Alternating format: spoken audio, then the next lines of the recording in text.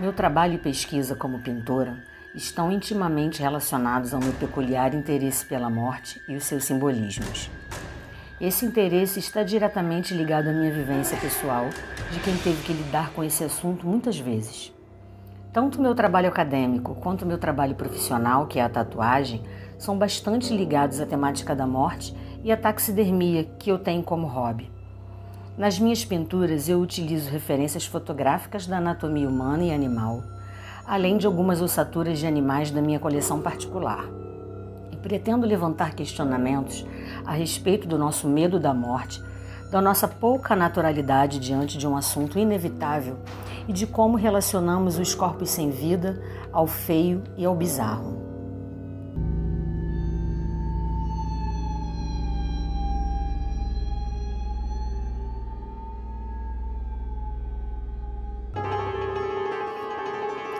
Meu trabalho de conclusão do curso de pintura se divide basicamente em duas partes.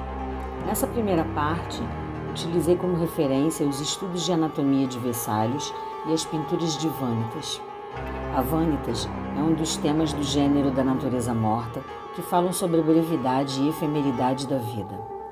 O corpo sem vida, o crânio e o esqueleto simbolizam a igualdade dos homens perante a morte e nos lembram que a morte é condição humana universal e inevitável e independe de nossa condição social, raça ou gênero. Como fã do trabalho de Caravaggio, busquei me inspirar em seus fundos escuros e fortes contrastes tonais para assim conseguir uma atmosfera escura, dramática e fúnebre.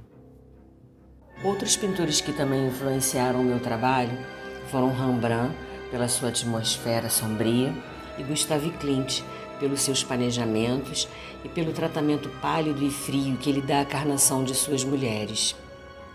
Nessa primeira fase do meu trabalho, eu busco discutir temas sensíveis da morte, comuns a todo mundo, como a efemeridade e fragilidade do nosso corpo físico, o esquecimento trazido pela morte, a perda dos nossos entes queridos, suicídio, a barganha que fazemos com o sagrado pela vida e a certeza que todos temos da morte. A chegada da pandemia de Covid-19 em 2020 influenciou bastante essa segunda fase do meu trabalho. Como continuar falando da morte sem mencionar essas mais de 600 mil mortes só aqui no Brasil?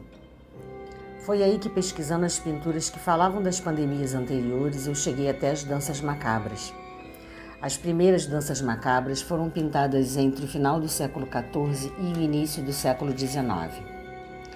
Nos afrescos e pinturas, vivos e mortos misturavam-se e alternavam-se em fila ou dançando presididos por um cadáver em decomposição ou esqueleto. Nessa segunda fase do meu trabalho, eu continuo abordando o tema da morte, como a chegada da pandemia, o desencarne coletivo, os tratamentos ineficazes contra a Covid-19, o negacionismo e o aquecimento global.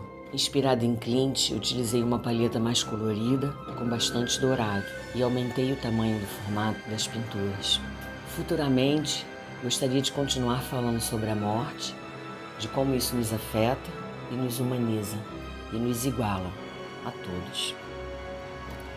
A realização dessa pesquisa se deu ao longo de vários períodos do curso, e ainda durante o isolamento da pandemia de Covid-19, com a intenção de refletir sobre os muitos questionamentos humanos em relação à morte e como plasticamente essas ideias poderiam ser desenvolvidas.